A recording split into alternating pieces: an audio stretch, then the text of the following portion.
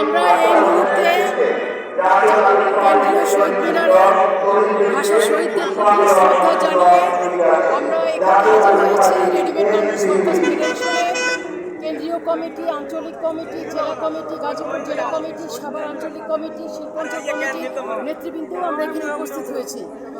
আমরা বলতে চাই আন্তর্জাতিক মাতৃভাষা দিবস আন্তর্জাতিক মাতৃভাষা দিবসে সারা বিশ্বই, শুধু আজকে বাঙালি জাতি বা বাংলাদেশ নয়, সারা পৃথিবীর মানুষ এই দিনটিকে শ্রদ্ধার সাথে স্মরণ করে এই দিনটিকে পালন করে। আমরাও আজকে কিছুক্ষণ আগে আমরা আমাদের ভাষা শহীদদের, মহান ভাষা শহীদদের প্রতি শ্রদ্ধা জানিয়েছি।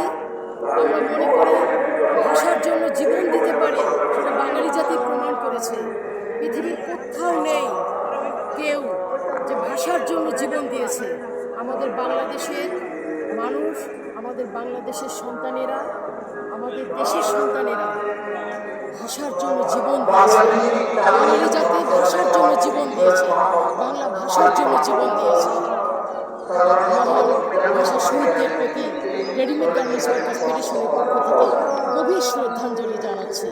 একই সাথে আমরা বলতে চাই, ভাষা শহীদরা আমাদের মহান স্বাধীনতার শক্তি। পরবর্তীতে আমরা ৭১-এ স্বাধীনতা অর্জন করেছি।